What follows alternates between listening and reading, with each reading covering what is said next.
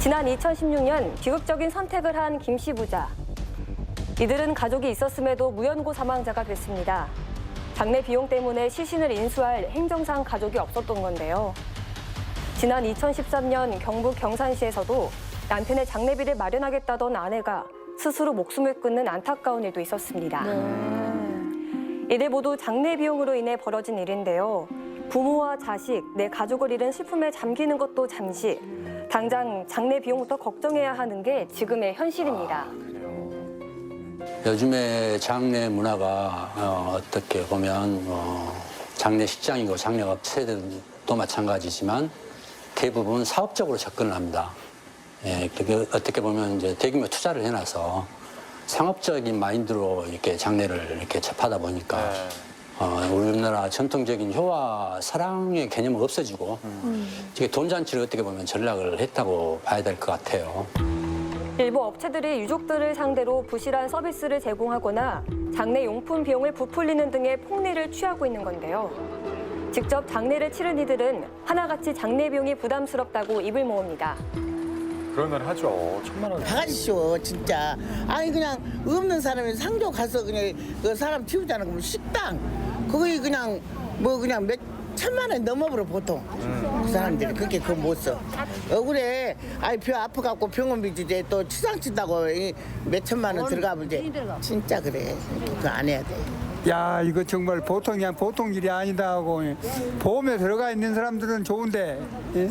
보험에 또 못 들어가는 우리 같은 서민들은 참 비싸죠. 지난 2015년 한국소비자원이 조사한 평균 장례 비용은 1,380만 원이 넘는데요. 장례식장 비용과 식대비로 부풀려진 장례 비용.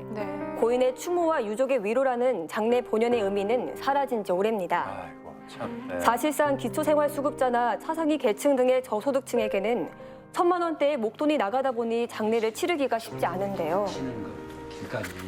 일반인들도 장례가 딱 부모님 돌아가시면 어떻게 할 줄을 모릅니다. 그러니까 괜히 핸드폰만 잡고 막 이리저리 왔다 갔다 하는 경우가 많은데요. 그분들도 역시 마찬가지로 일반인에 비해서 조금 판단 능력이 떨어지신 분들이 많기 때문에 어떻게 할 줄을 몰라 하고 그러다 보면 장례장에서 어떻게 보면 과다 비용 청구를 해도 조금 그걸 순수히 받아들이고 나온 경우도 있고 그러다 보면 좀 안타까운 사연이 많죠. 만만찮은 장례 비용 때문에 고인을 추모하는 장례식조차 큰 부담이 되는 겁니다. 이렇다 보니 가족을 잃은 상실감은 물론 경제적 부담감으로 또 한 번의 아픔을 겪게 되는 상황인 건데요. 광주시 동구 소태동에 살고 있는 기초생활수급자 양 씨. 양 씨처럼 기초생활수급자나 저소득 취약계층 등 생계, 의료, 주거급여를 받던 수급자가 숨질 경우 정부 지원 차원에서 장례비 75만 원을 지원하고 있는데요. 75만 원을. 하지만 연고자가 시신 인수를 포기할 경우 지자체가 장례를 대행하고 있다고 합니다. 뭐냐 장례 이제 치를 것인지 치르지 않을 것인지 저희가 이제 여쭤보는데 거의 대부분 보면은 단절된 경우 같은 경우에는 거의 장례를 치르지 않는다라고 이렇게 말씀하시거든요. 그럼 저희가 이제 사체 인수 포기각서를 이제 받아가지고 저희 동사무소 측에서 저희가 이제 장례를 대신 이제 치러주기도 하는데 그런 경우가 꽤 많이 있습니다. 무연고 사망자 현황에 따르면 지난 2013년 1,271명이었던 사망자는 2017년 2,010명으로 증가했는데요. 무연고 사망자 10명 중 절반 이상은 가족들이 경제적 이유 등으로 시신 인수를 포기한 경우라고 합니다. 이런 경우도 있군요. 일반인들은 못 느끼실란가 모르겠지만 장례 치를 때 이렇게 비용 걱정 없이 장례를 치른 것만 해도 사실 큰 행복입니다. 근데 어려운 사람한테는 그게 굉장한 큰 부담으로 이렇게 남거든요. 예. 장례에다가 또 경제적인 부담까지 안고 있기 때문에 지역사회에서도 이런 부분에 대해서는 좀 같이 동참해 주시고 협조해 주시고 하시면 그분들이 남은 인생이 이렇게 행사를 끝나고 난 후에도 이렇게 같이 사회에 동화될 수 있는 그런 계기가 마련되리라고 봅니다. 광주시 북구 두암동에 살고 있는 기초생활수급자 A씨.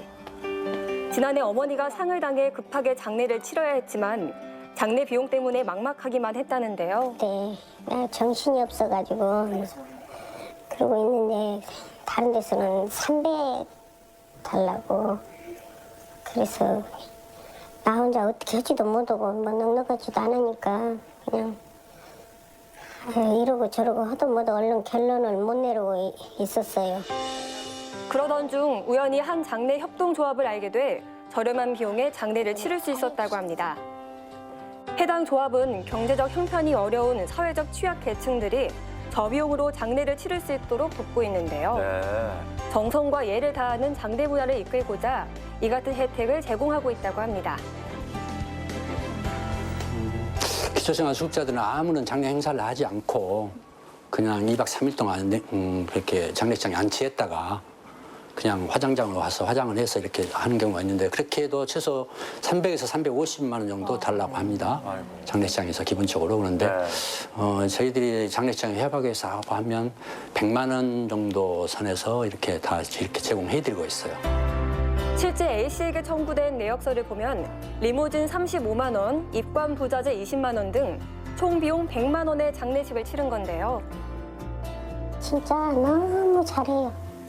하나서부터 열까지 우리 손댈 것도 없고 또 끝까지 자기들이 알아서 착착착착 그분이 다 해주시니까 아, 그렇군요.